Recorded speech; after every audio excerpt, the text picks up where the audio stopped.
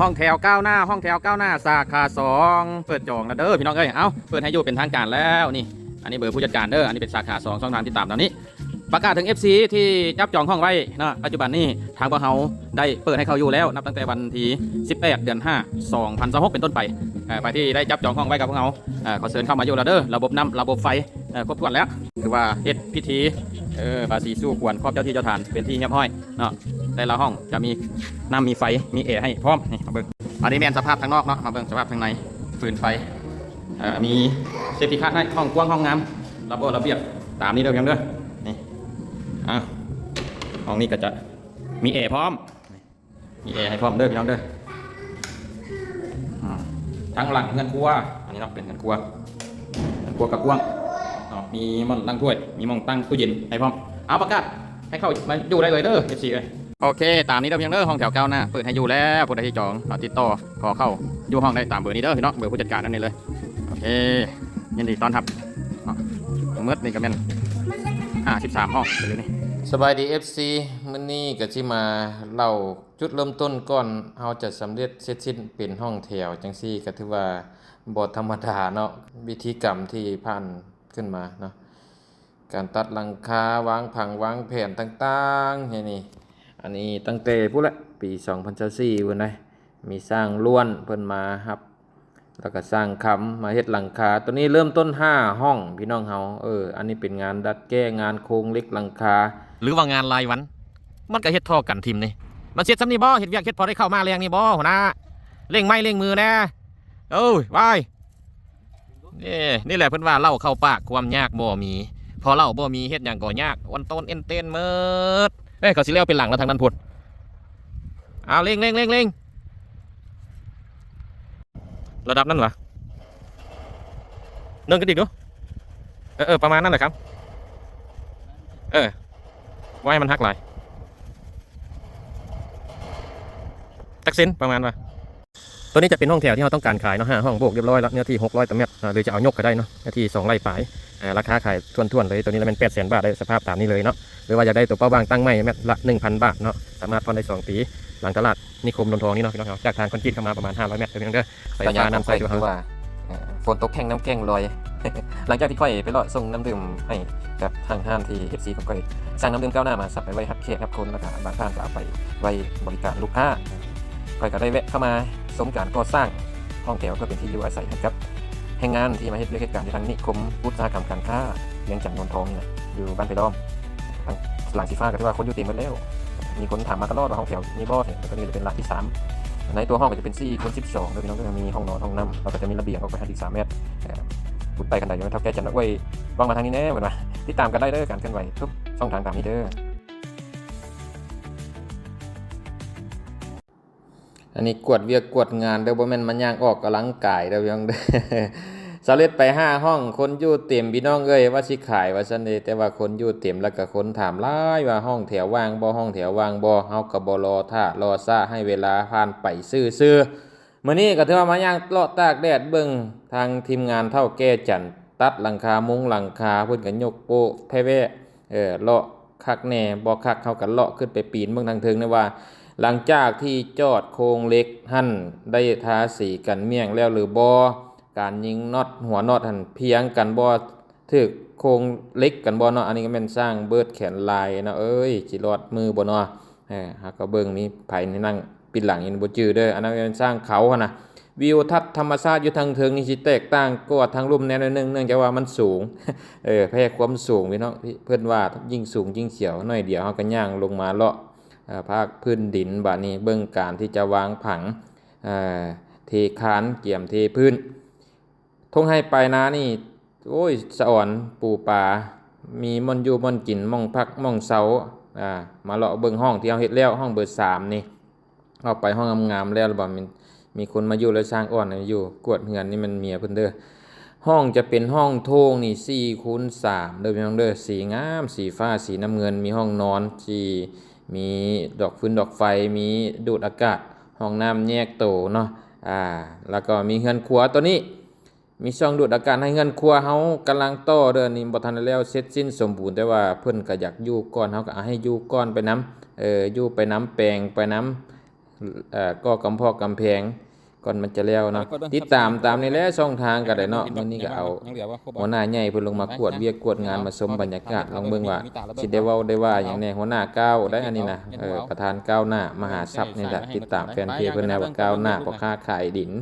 ย่างเลาะได้อยากนำแนวพ่อได้เพิ่นน่ะตอกแตะรอดบ่เอาเชลมงบต้องตั้งได้ปีปลายจังว่า2ปีแล้วพี่น้องฮะไอ้ปวดเฮ็ดจังไดจังสิเอานะถูกก่อน แล้วสิกินยาแก้ปวดเหรอโอ้บ่กวดเวียกล่ะกินยาแก้ปวดเด้อมัมใส่ยำกินถูกกันช่วยป้าช่วยว่าสิเซาก็เซาบ่ได้มีแต่ไปหน้าติ๊กๆพี่น้องเอ้ยหลังจากที่สำเร็จเสร็จสิ้นเวียกงานตัดหลังคา12ห้องกันยังเบิ่งเนื้อที่ยังว่างกว้างหลายเนื้อที่ 2-3 ไร่ฝายเฮาก็บ่รอถ้าให้เวลาผ่านไปยานฟ้ายันฝนลงมันสิยุ่งยากเวียกงานก่อสร้างนี่โอ้ยกันฝนลงละเฮ็ดยากโลดได้พี่น้องเอ้ยคันแดดออกยังใครแน่ยังพอมีส้นห่มนำต้นไม้ใบหญ้าไปได้มื้อนี้เฮาก็จัดสุดใหญ่เอาเสามาลงไว้เลยพี่น้องเฮาเพิ่มอีก26ห้องเสาเฮาใช้เสาหน้าเสาจากห้านแดงตุ้ยหัวเสียงจังซี่เนาะเพิ่นลงมาจะเป็น1 2 3 4 5 6 7 8 9 10 11 12 13 14 15 16 17 18 19 20 21 22 23 24 25 26 27 28 29ก็ไปอีก5 30 31 32 33 34ห้องเทเสาแล้วบ่ล่ะวะมื้อนี้เฮ็ดจังได๋บัดนี้มื้อนี้เฮ็ดหยังบัดนี้ขุดคุมก่อนก็ได้ดินอ่อนนี่ขุดไปหัน5ห้องกับต่อเบื้องนั้นห้องนึงต่อเบื้องนี้ห้องนึงแล้วก็สร้างเสามาบัดเดียวเฮาบ่ก่อเฮาก็เอาดินเข้าได้แล้วที่ซ้ำนี้ก็ได้ล้มเลยเนาะก่อก่อนที่การยันมันหัวที่หัวยันรถเหยียบยันมันยุบแล้วยันมันเสาดีมันน่ะเราต้องก่อเลยที่การรถเหยียบลงยันเสามันบีออกจะได้ดินอ่อนเนี่ยเราต้องก่อเลยที่การกันนั่นแหละวันเขาก่อเลยที่การนะเอานู่นพอวันเสาร์นี้สิเปิดบ่อเลยเนี่ยมื้อนี้ขุดหั่นกับสังเกตทันอยู่ดิทันอยู่ตัวนั้นก็จะตะไลก็จะเป็นผู้ช่วยตัวนี้เราเอากับยายใช้หั่นก่อนแล้วเอาตัวนั้นก่อนตัวนั้นแหละตัวเสด็จเพราะถ้าโดนกระท่าบ่ได้ทางนั้นก็ได้อยากเฮ็ดทางนั้นคือกันหมู่เฮ็ดทึดๆแล้วนั่นแหละเลาะเมื่อยแล้วก็มาพักผ่อนฟังเพลงกันจักหน่อยก่อนอดทนทำงานด้วยกันพวกเขาเป็นสายสกันบากบันบนเกิดเมืองนอนบักกันเดินจรเที่ยวนอนตามไผจึกจากบ่าวทิศเนาะมีบ่าวทิศเท่าแก่จันคุมงานด้วยป่าเบิดไอ้เขาสิตั้งเสาพุทธเรียบร้อยฝากนี่ไงเอาต่ออีกโอ้ยังกว้างเด้อ50 ปลายก็ห้องคุณนายพี่น้องเอ้ยจัดสรรกันไปเวียกงานครับเหมาก่อสร้างฝั่งเสาหัวก่อกำแพงเฮ็ดเงินเฮ็ดซานห้องแถวอพาร์ตเมนต์เอิ้นไซก้าวหน้ามาซับได้พี่น้องเด้อจะเอาเงินไปไว้ไสอันนั้นก็หลายคนถามบางคนถามแต่ก็ถามตัวเองว่าเฮ็ดจังได๋มันสิแล้วเฮ็ดไปน้ำเจ้าขายไปพร้อมเลยพี่น้องครับเฮ็ดจังได๋มันสิแล้วข่อยกำลังถามตัวเองว่าเฮ็ดจังได๋ถามตลอดเฮ็ดจังได๋มันสิแล้วจะเอาเงินใส่มาสร้างมันจังสิแล้วท่านอยากให้มันแล้วไว้เอาจังซี่ผู้ใดที่ว่าอยากซื้อดินอยากใช้บริการเวียกงานการสร้างก็โบกเฮ็ดเงินเฮ็ดซันต่างๆหรืออยากเช่าดินนะ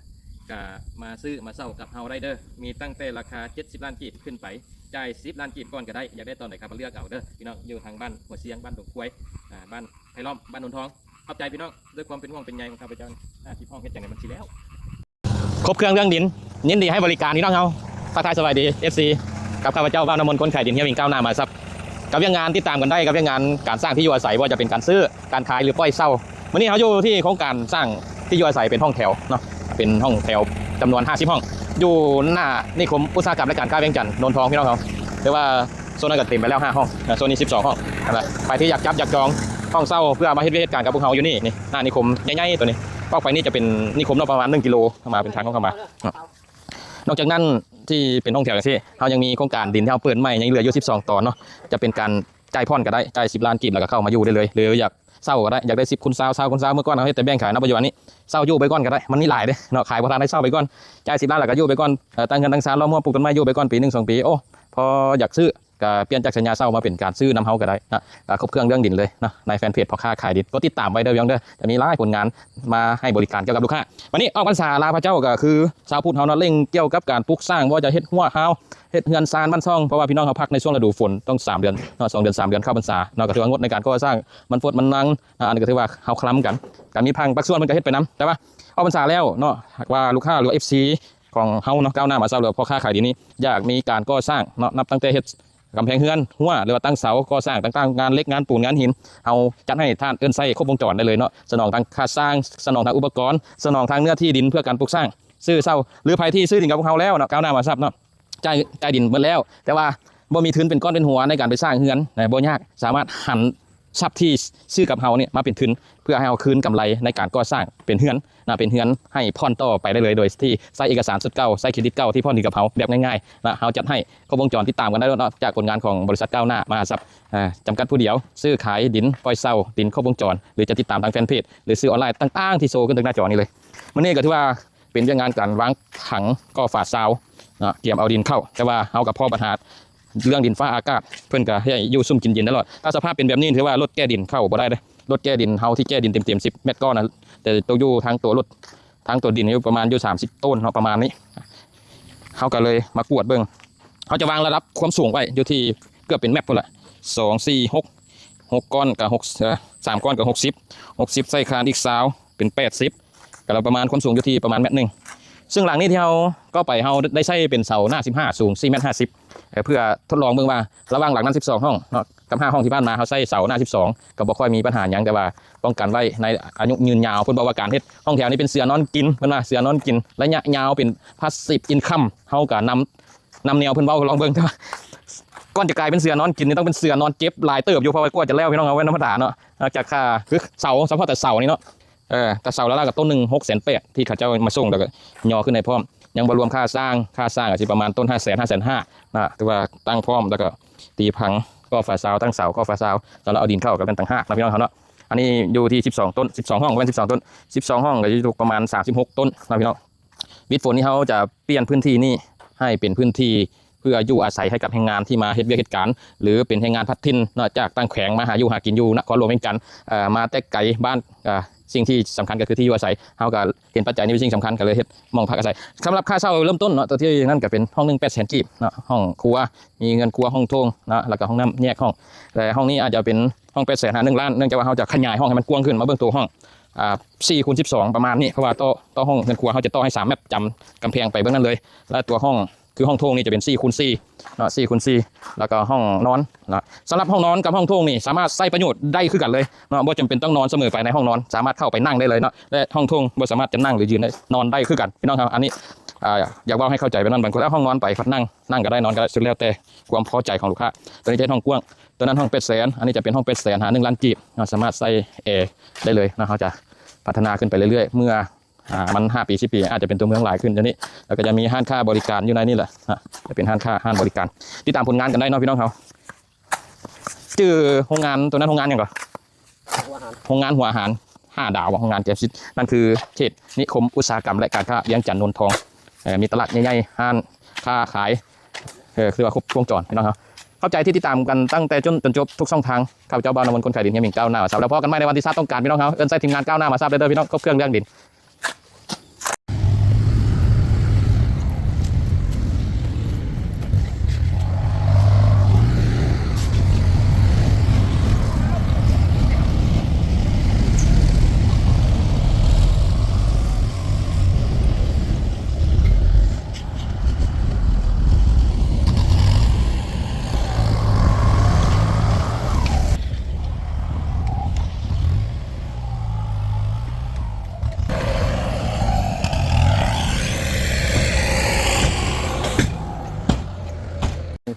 กันว่าอยากเฮ็ดเวียกแท้ๆนะกับยุทธมาถามจะโทรมาถามกันหลายแถวว่าเนาะสมือนี่สิตอบให้ข้อมูลเกี่ยวกับดินให้กับลูกค้ากันหลายแล้วค่อยประกาศว่าครับพนักงานนะครับพนักงานขายดินรีวิวทุกครบวงจรละเฮ็ดอย่างไรเฮ็ดอย่างไรคนก็ยังได้ขนเริ่มต้น3 ล้านกีบกินอยู่แบบบุฟเฟ่ต์ยังน้ำค่อยมีเงินเปอร์เซ็นต์งานขายให้อีกคนถามเข้ามาหลายเรื่องเงินเดือนเรื่องการเฮ็ดเวียกอะไรทำไมมีเอกสารอย่างนี้ ง่ายๆเนาะการว่าอยากเฮ็ดแท้ๆนะบ่เกี่ยวกับวุฒิการศึกษาหรือมีแต่เอกสารที่ตัวมายั่งยืนว่าเป็นคนลาวบ้านเมืองแข็งใบยั่งยืนที่อยู่สมนุกับบัตรประจำตัวเข้ามาละล้มกันจะได้เงินเดือนส่ำใดไปตั้งไว้3 ล้านแต่ถ้าว่ามีความสามารถหลายส่ำใดเนาะมั่นใจเฮ็ดได้นะมันว่ามาลดเรื่องเงินเดือนเนาะขอแค่ว่า1บ่ขี้รักบ่มักง่ายบ่ขี้ข้านเนาะบ้านเมืองไหนเอาเบิดเนาะขอแค่ว่าบ่ขี้ข้านบ่มักง่ายนะก็ถือว่าเอาเอกสารแล้วก็มาล้มกันได้ห้องการบ้านหัวเสียงเมืองเสถานีนครหลวงเวียงจันทน์นาเวียกหรือว่านี่แหละเฮ็ดเวียกอย่างกับเฮ็ดเวียกแบบครอบครัวเด้อฝากแน่พี่น้องครับท่านผู้ใดอยากเฮ็ดก็ถือว่ายินดีต้อนรับเนาะ อัปเดตการสำเร็จเสร็จสิ้นเวียกงานตัดหลังคาก่อฝาซิปนะเอาดินเข้ามาน้ำไว้แล้วก็ฟ้านี่ก็ตั้งเสาก่อฝาเสาเกี่ยมเอาดินเข้าปรับเดินต่างๆหินทรายพร้อมแล้วพี่น้องเอ้ยมาเบิ่งภาพมุมสูงน้ำกันวิวทัศน์ธรรมชาติอ้อมข้างใกล้เคียงจุดห้องแถวเฮาออกสู่ทางคอนกรีตนี่ประมาณกิโลนึงเด้อพี่น้องเฮาเนาะแต่ว่าวิวทัศน์ธรรมชาติถือว่าอากาศนี่ปลอดโปร่งดีนี่แป๊บเดียวได้พี่น้องคันมันแล้วไว้คือจังตัดต่อวิดีโอนี่ก็สิดีก็ฝาซิปอัพใส่บานประตูเกี่ยมเทพื้นมาทรายเป็นทีมห้อยเนาะเอาทรายเข้าเป็นทีมห้อยเข้าไปกลับมาเลาะตามภาษาคนบ่มีเวียกนี่แหละพี่น้องเลาะแล้วก็ชี้หันชี้นี่พอได้คลิปน้ำเพิ่นเอาเพิ่นว่าทางบ่ดี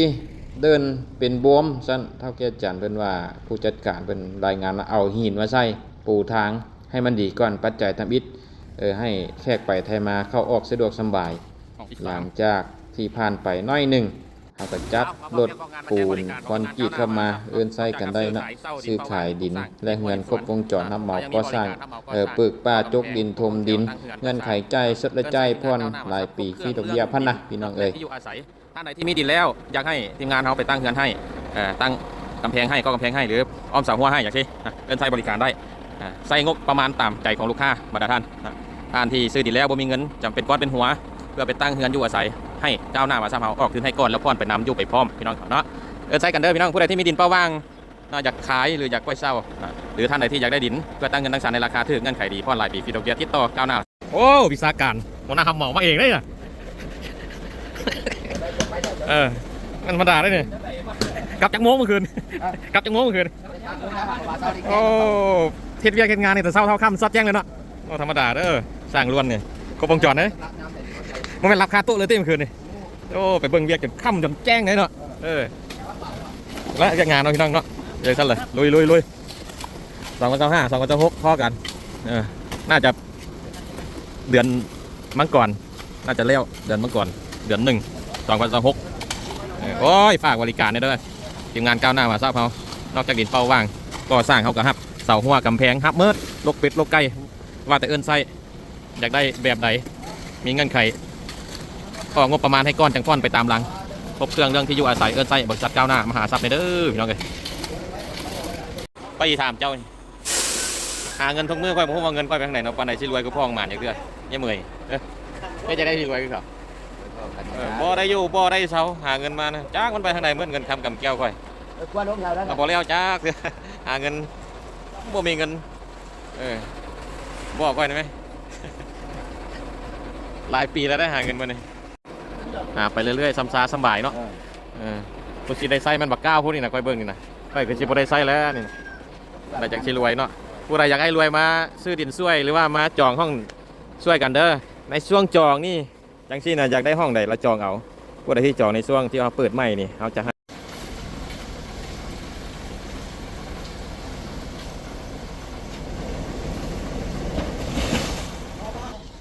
เรื่องเวียกเรื่องงานนี่กับบ่ได้เลือกพี่น้องเขาว่าแต่เอิ้นไส้เวียกน้อยเวียกใหญ่ครอบเป็ดครอบไก่เสาหัวกำแพงห้องหลังคาเฮือนพื้นเพดานอย่างที่เวียกงานฟืนไฟในตักเล่นระบบไฟในอาคารเวียกงานเดินตะข่ายไฟฟ้าเข้าโครงการเข้าบ้านเข้าเฮือนไฟบ่เพียงบ่พอติดต่อเฮาเนาะโอ้ลมเฮาได้อยากเอิ้นใส่เวียกงานก็สร้างเฮ็ดกำพอกกำแพงอยากใส่เวียกงานแบ่งปั่นดินขายเศร้าซื้อโอ้พวกวงจรพี่น้องครับบ่ติเวียกนักบ่มักเวียกเบาเอิ้นใส่พวกเขาเว้ากันได้เรื่องราคาและเงื่อนไขการจ่ายหลายปีฟรีดอกเบี้ยก็ได้พี่น้องบ่มีเงินเป็นก้อนเป็นหัวใหญ่ๆเฮ็ดเงิน เอิ้นใช้พวกเฮาเซ็ตให้ก่อนแล้วจังพรไปนำตามหน้าเวียกของลูกค้าเด้อครบเครื่องกรรมกรมื้อนึง500,000เด้อสร้างครับบ่ทั้งถามถึงเรื่องค่าแรงพนักงานก้าวหน้ามาซ้ำนะแต่ว่า3 ปียังเบิกเท่านึง ทักทายสบายดีตอนเช้าคือเก่าพี่น้องเฮาเวียกงานเฮาที่อยู่อาศัยครบเครื่องเรื่องดินนะยินเสียงของข้าพเจ้าจะเลื่อนผ่านเด้อพี่น้องเด้อใกล้จะเทศกาลส่งท้ายปี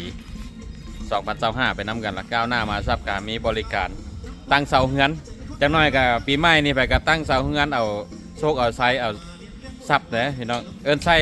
ทีมงานก้าวหน้ามาซับได้เด้อพี่น้องเด้อการตั้งเสาเฮือนเสาหัวก่อกำแพงครบเครื่องเลยล่ะเวียกงานก่อสร้างตั้งแต่โครงห้างพื้นฮอดหลังคาตามงบประมาณของลูกค้าได้เลยสำหรับลูกค้าท่านใดที่มีเครดิตกับบริษัทก้าวหน้ามาทรัพย์เป็นต้นการซื้อดินเช่าดินกับบริษัทก้าวหน้ามาทรัพย์แล้วบ่มีเงินเป็นก้อนเป็นหัวเพื่อสร้างเฮือนสร้างศาลบ่เป็นหยังทีมงานก้าวหน้ามาทรัพย์เรามีการพ่อนผันเฮ็ดให้กันอยู่ก้อนละพ่อนไปนำพี่น้องเอ้ยเอิ้นใส่กันได้เด้อพี่น้องไปที่ยังอยากได้ดินเขตหน้านิคมอุตสาหกรรมการค้าแห่งจังหวัดนนทองมาเบิ่งน้ำกันได้จ่ายตั้งแต่ตอน80 ล้านหรือ 30%พวกเงินอยู่นำป้อนไป2 ปีฟรีดอกเบี้ย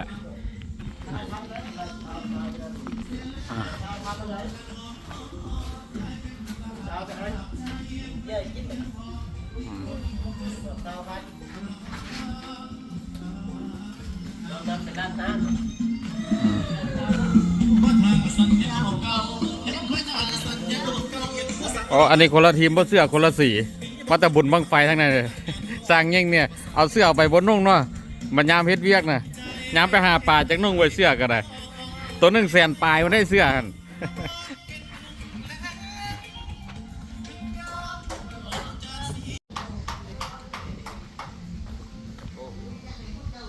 เมื่อตัวแรง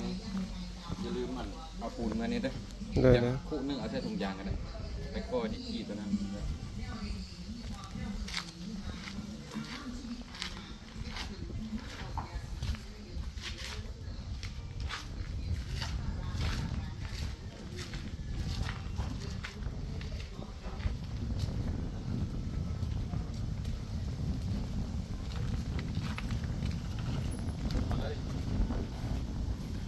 บ่จะเป็นวันจันทร์วันคานวันเสาร์วันอาทิตย์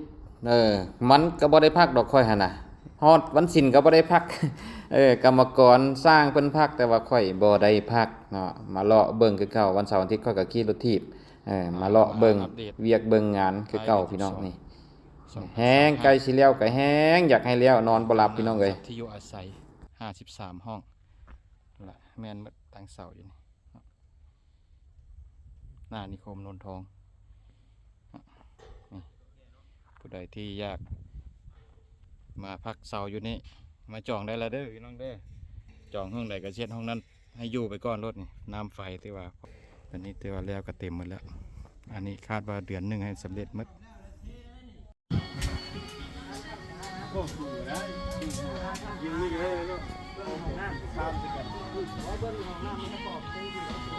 ตามหลักสูตรเศรษฐีเพิ่นบอกว่าผู้ที่เฮ็ดห้องแถวเฮ็ดบ้านพักเฮ็ดห้องเช่าเป็นผู้ที่รวยแบบเงียบๆเป็นเสือนอนกินแต่ข้าเจ้าบัดบ่ลืมบอกว่ากว่าจะได้ดิน1 ตอนเนาะ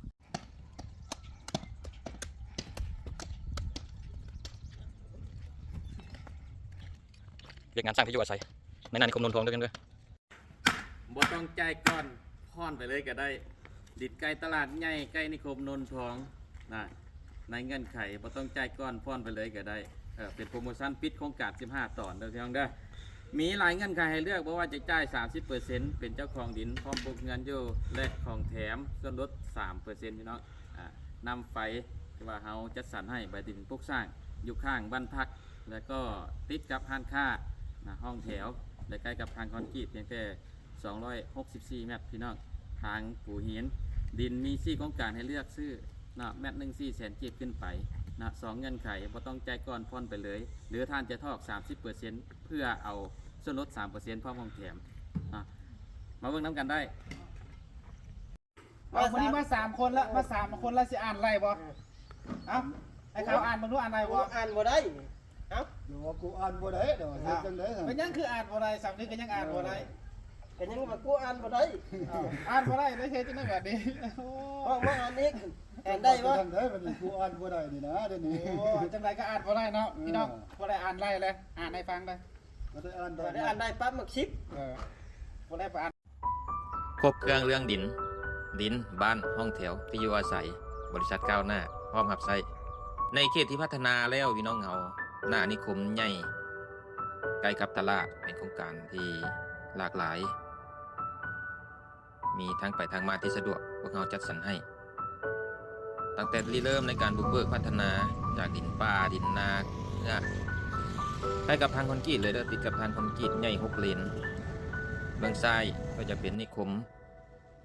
อุตสาหกรรมและการค้าทางหน้าจะเป็นตลาด สามารถมาเลือกเบื้องได้ มีหลายโครงการอยู่นี่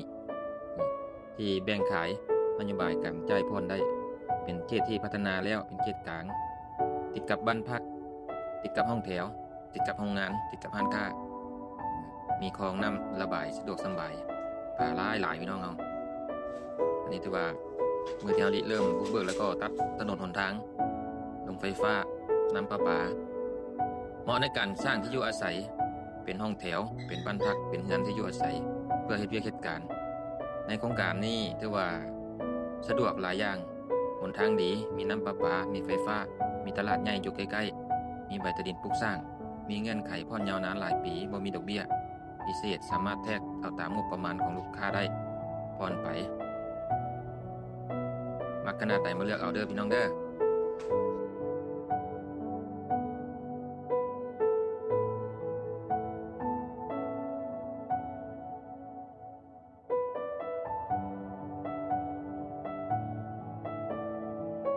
บ่จ่ายก่อนกับพรได้เป็นโปรโมชั่นปิดโครงการยัง3 ตอนสำหรับโครงการนี้หรือจะทอกชาวเรามาตั้งบ้านอยู่ก่อนกับได้เลยเด้อเพียงเด้อจะติดกับบ้านพักเบื้องนี้ติดห้องแถวแล้วก็หน้านิคมนนทองใกล้กับตลาดใหญ่ประมาณ264 เมตรอันนี้ก็จะเป็นโรงงานน้ำหมักไหม้นะหนทางใหญ่ปูหินใบตะดินครอบทองปลูกสร้างไฟฟ้าน้ำประปาอยู่ในนี้มี4 โครงการราคาเม็ดหนึ่ง400,000 กีบขึ้นไปแต่เดี๋ยวนี้มีเงื่อนไขบ่จ่ายก่อนกับพรได้เพื่อฉลองปิดโครงการตัวนี้ยังอยู่3 ตอนแล้วตัวนั้นอยู่ยังเหลือ11 ตอนมักตัวใดมาเลือกเอาได้เด้อพี่น้องเด้อเขตนิคมอุตสาหกรรมการค้าเวียงจันทน์นนทองบ้านไผ่ล้อมบ้านหัวเชียงบ้านโดนควยพี่น้องครับเช้าของมื้อนึงก็กันย่างเลาะเบิ่งบรรยากาศการเฮ็ดเวียกการเก็บเมียนวัสดุอุปกรณ์ของนายสร้างนี่ล่ะค่อยก็แนมเห็นอยู่ข้างฝาเพราะว่ากูอ่านบ่ได้ไผอ่านได้บอกกูแด่กูอ่านบ่ได้ย่างลบไปโง่มากลับมาเบิ่งตีนเสาบ้ามันเป็นอย่างซี่บ่ยามใดมันสิแล้วเนาะมาเบิ่งระดับเทพื้นกันสาดกันเปื้อนนี่เนาะอยู่ทางนี้ก็จะเป็นกันระเบียงม่องนั่งลิ้นหรือว่าม่องจอดรถมาเล็งตามวิชาการผู้หนึงแล้วก็จบเผาถ่านนะวะพ่อแม่ค่อยก็พาเผาถ่านขายแลกเข้าสร้างเข้าโลเข้าสารหาหน่อไม้ขุดกบขุดปู่จังซี่เนาะตัดฟืนเผาถ่านแต่วิชาการเสริมกับเวียกงานก่อสร้างบ่ตัวค่อยก็ได้เป็นกรรมกรแบกปูนตั้งแต่อายุ16-17 ปีพุ่นละมาปรึกษากันกับเฒ่าแก่จันทร์เฮาสิเอาความสูงส่ำใดเพื่อให้สะดวกสบายกับคนที่เข้ามาอยู่นี่ให้มันมีหม้องพักหม้องเสาผิดแล้วระดับความสูงเฒ่าแก่จันทร์เพิ่นก็ว่าเอาสูงส่ำนี้เขาจะถมดินแล้วก็ปูพื้นทางเทิงก็จะใส่เพดานใส่ดอกไฟพากันแน่เบิ่งแหละคันสั้นเอาลดระดับห้องลงมาประมาณ10 เซนเด้อข้อยก็บอกนี่ตามนี่เด้อคอยไปเล็งบ่แม่นธรรมดาวิชาการมิ่งเด้อนี่นะครบเครื่องครบวงจรนะคนผู้เดียวจักสิเป็นนักขายนักพัฒนานักโฆษณาประชาสัมพันธ์เนาะตั้นคันเมาแน่นนึงเป็นนักห้องก็ได้นะหลังจากนั้นเลาะไปเลาะมาก็บอกไปแป้นนี่เอาไว้ดีๆเด็กลางต่างๆหั่นตัดแล้วให้เก็บไว้มันขายได้พอได้เงินกินเหล้าซื้อยาสูบยาควรอยู่เจ้าหั่นแหละนี่ดินบล็อกนี่คือกันจะสร้างมาหลายเรือนนั้นทุบก้อนนึง 7-8 พันแล้วดินบล็อกน่ะเมียนดีๆยันมันง่อย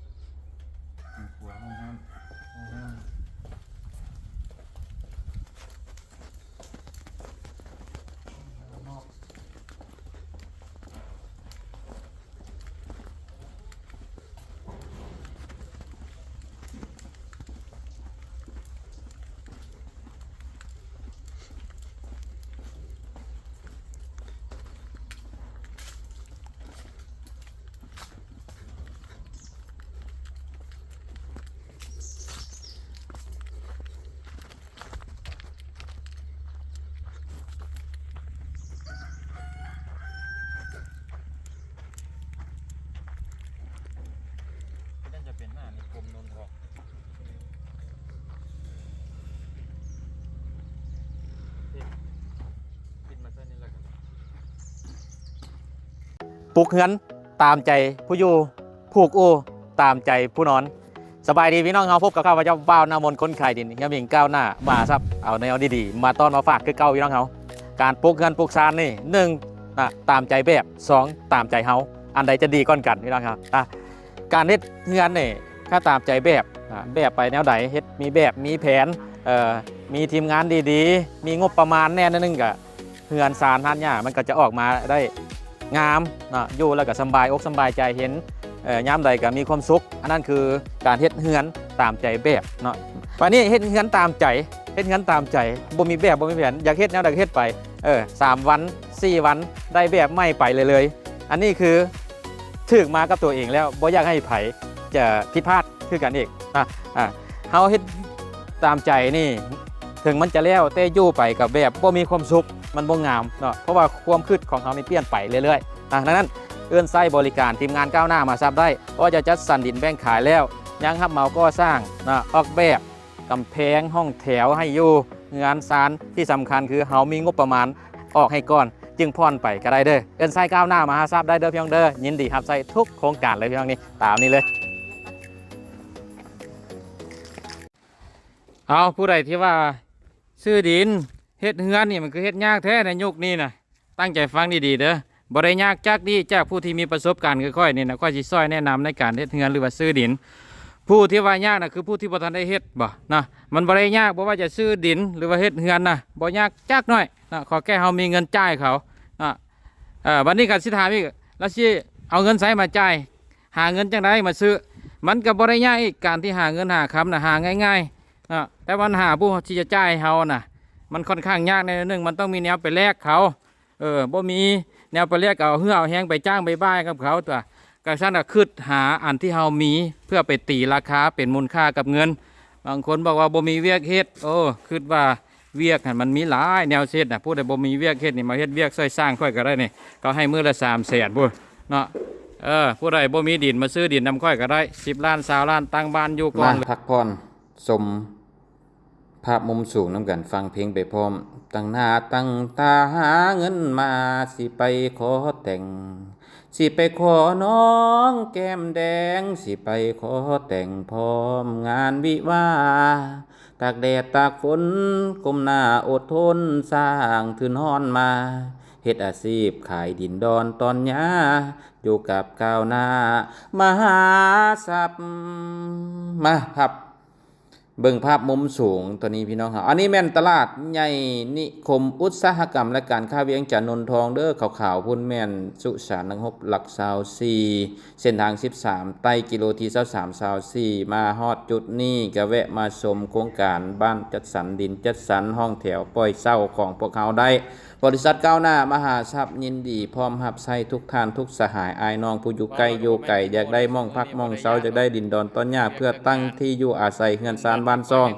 อย่าลืมห้องไส้ก้าวหน้ามหาทรัพย์เด้อพี่น้องเลยพ่อค้าขายดินหัวล้านนี่พี่น้องเอ้ยเอาสมผลงานกันได้เด้อ ค่อยกับผู้หนึงเราไปไผก็สิเฮ็ดประสบการณ์กับหัวล้านๆอย่างนี้นะเรื่องเวียกเรื่องงานสู้บ่ถอยสู้บ่ถอยเรื่องเวียกน้อยเวียกใหญ่เรื่องเงินใช้นี่ก็บ่ห่างบ่มีแต่ก็พอได้ใช้มาเรื่อยๆ แต่ว่าค่อยย่านคือชั่วมือนี้ก็คือสุขภาพร่างกายของเฮาเนาะมีเงินหลายก็ซ่าแต่ว่าสุขภาพร่างกายกินบ่ได้ไปบ่เป็นจังซี่ก็อันนี้อันตรายพี่น้องเฮาเฮ็ดจังไดก็อย่าเด้อสู้เวียกสู้งานสิทุกข์สิมีส่ำใดก็อย่าลืมรักษาสุขภาพตัวเองแน่คือเฮานี่30ปลายแล้วโรคกระเพาะเข้ามาความอ้วนเพิ่มขึ้นอย่างสิเมื่อยละนานเซาดนมีเนาะ2-3 หม่องเลยสิเพิ่นเฮ็ดผู้ดีก็มีผู้บ่ดีก็มีแต่ถ้าตามใจเฮาหลายมันก็อยู่นํกันบ่ได้แหละนั่นนึงลงเฟซใส่กันจังซี่มันหากินบ่มื้อนี้กับมื้อหน้ามันก็ต้องได้พ้อกัน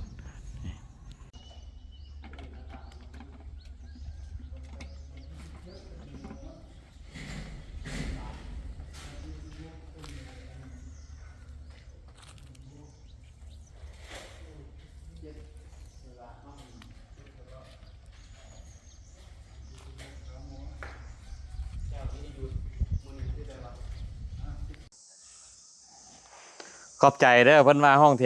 วใดเนาะ ห้องแถวนี่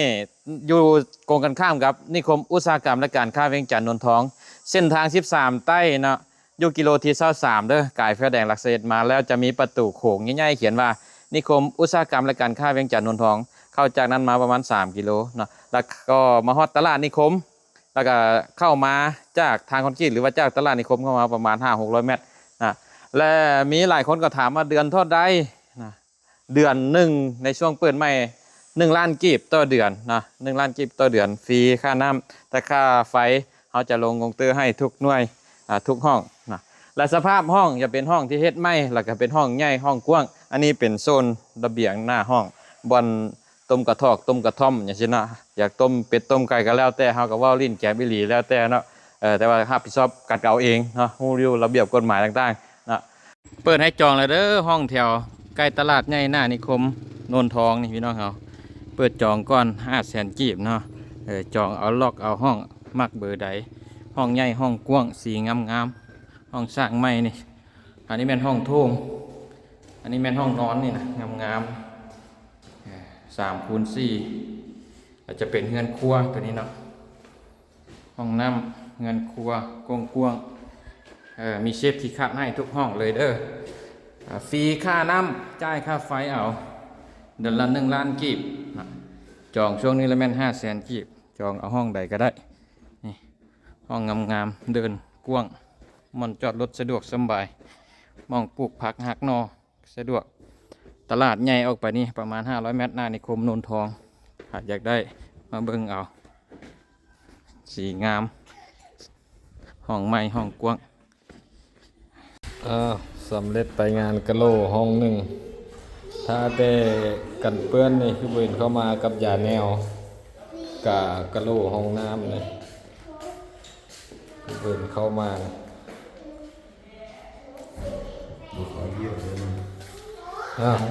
โต๊ะกันไหมนี่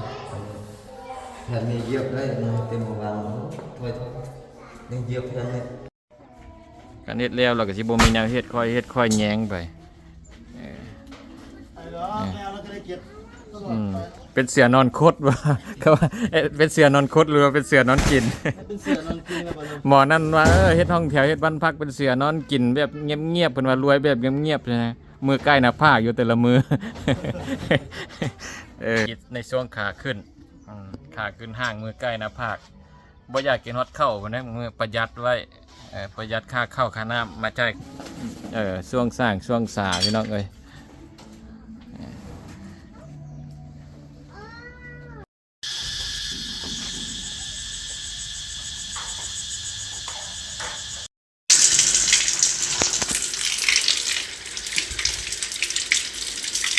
มื้อนี้ก็มาเช็คระบบน้ำระบบไฟโอ้ยน้ำบ่พอใช้เพิ่นว่าน้ำคือออกค่อยแท้เฮาก็ได้จัดเอาทีมงาน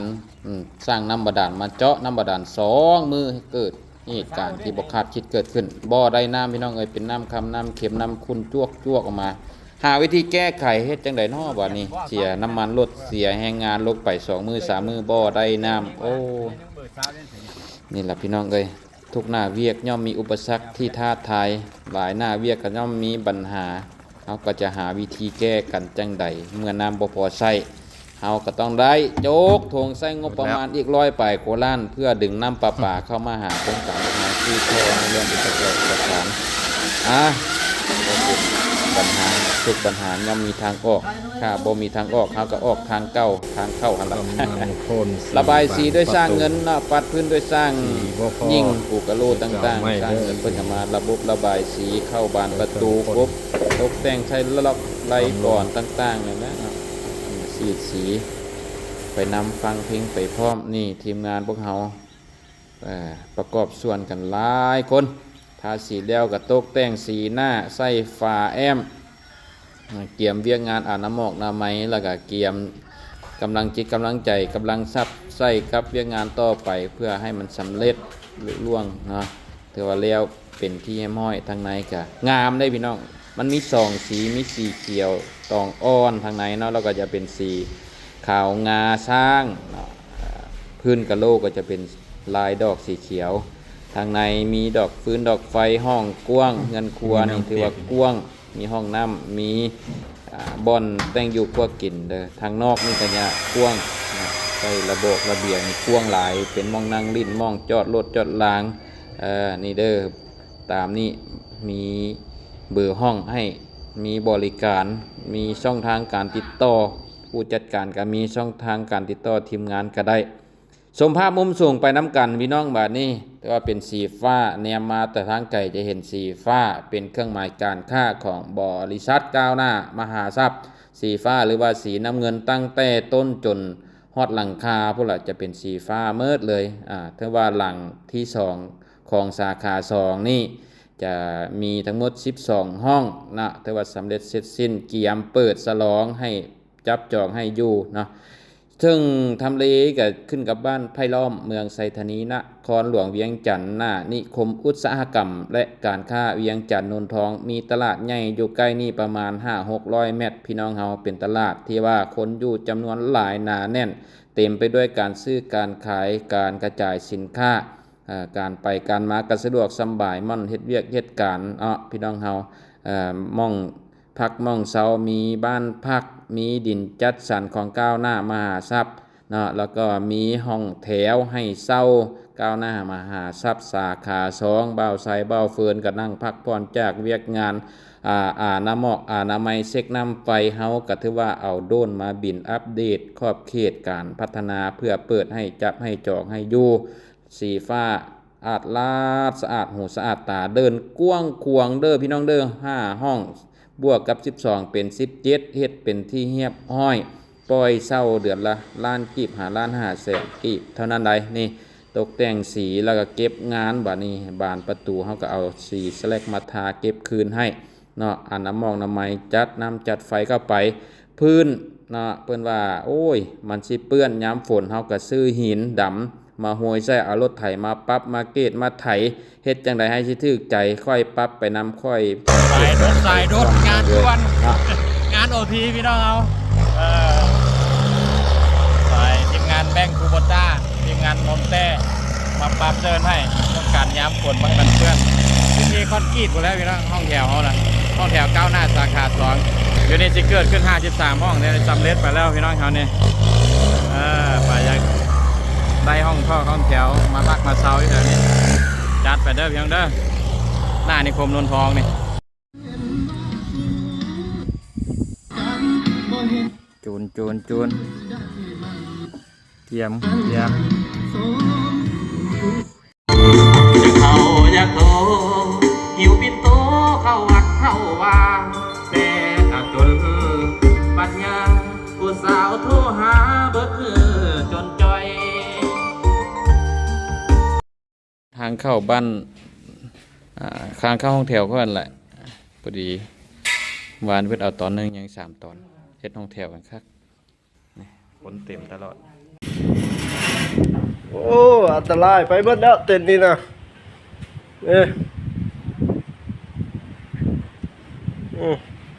ฝากเบื้องนั่นก็ไปหมดเนาะตายพี่น้องโอ้ยจัดงานขึ้นห้องแถวมื้ออื่นว่าซั่นเต้นปิวขึ้นมาอยู่หลังคาเบิดจักสิเฮ็ดจังไดบัดนี้โอ้ยบ่เป็นให้บ่เป็นหัวหยังเนาะทางหลังนี่ก็ออกมาอีกแล้วนี่ทางหลังนี่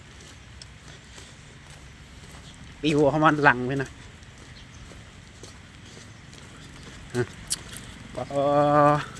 ปิวข้ามมันอันนี้เข้ามาเลยข้ามหลังคาเข้ามาเลยเฮ็ดจังไดบาดนี่อยู่หลังคาก็มีบอกเลยลายนะขึ้นมาอยู่หลังคาเลยแล้วก็ลงมาฟีได้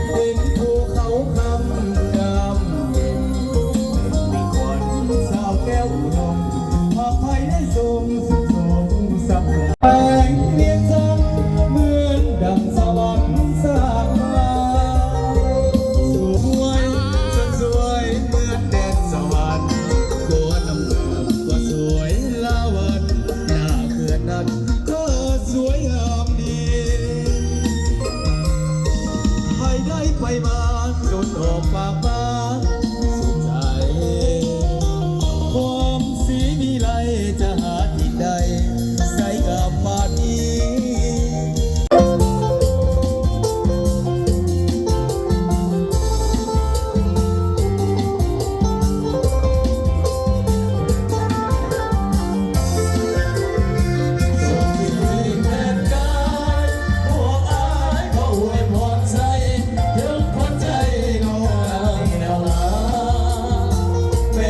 คิดหอดกันหน้าที่นั้นแนบใจฟ้าฟ้าได้แต่ใจเพียงกันพออุดมการอันเดียวกันราที่แนวหน้าเดือนดาวเจเป็นแสงประกายอาบทำไปพวกนั้นเหล่านั้นไปเชียร์ไปเอาสาอยากนำนาคนจะมาพอกัน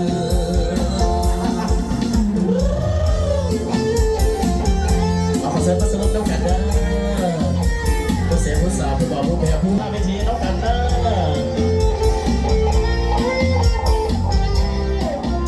ทำบ่มีผิดได้แต่คิดบ่จะตัดสินใจ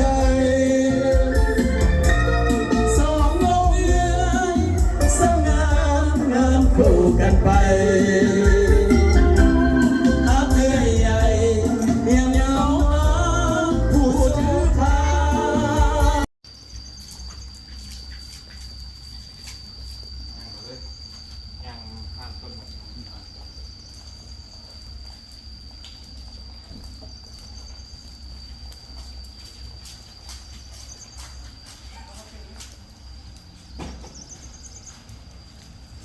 น้ำต้นไม้ค่อยเด้อเจ้าน่ะ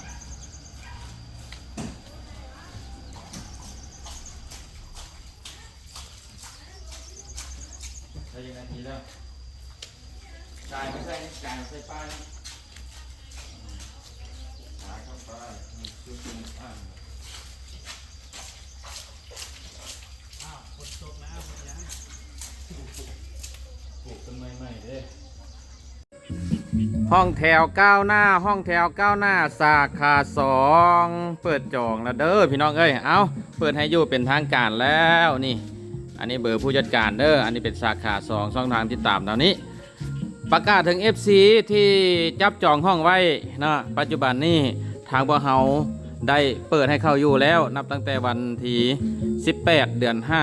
5 2026เป็นต้นไปฝ่ายที่ได้จับจองห้องไว้กับพวกเราขอเชิญเข้ามาอยู่แล้วเด้อระบบน้ำระบบไฟครบถ้วนแล้วคือว่าเฮ็ดพิธีบาสีสู้ควรครอบเจ้าที่เจ้าฐานเป็นที่เรียบร้อยเนาะแต่ละห้องจะมีน้ำมีไฟมีแอร์ให้พร้อมนี่มาเบิ่งอันนี้แม่นสภาพทางนอกเนาะมาเบิ่งสภาพทางในฟืนไฟมีเซฟตี้คาดให้ห้องกว้างห้องงามระเบียบตามนี้เด้อเพียงเด้อนี่ห้องนี้ก็จะมีแอร์พร้อมมีแอร์ให้พร้อมเด้อพี่น้องเด้อทั้งหลังเงินครัวอันนี้เนาะเป็นเงินครัวกับกว้างมีหม้อนล้างถ้วยมีหม้องตั้งตู้เย็นให้พร้อมเอาประกาศให้เข้ามาอยู่ได้เลยเด้อ FC เอ้ยโอเคตามนี้เด้อเพียงเด้อห้องแถวก้าวหน้าเปิดให้อยู่แล้วผู้ใดที่จองติดต่อขอเข้าอยู่ห้องได้ตามเบอร์นี้เด้อพี่น้องเบอร์ผู้จัดการนั่นนี่เลยโอเคยินดีต้อนรับมืดนี่ก็แม่น53ห้องไปเลยนี่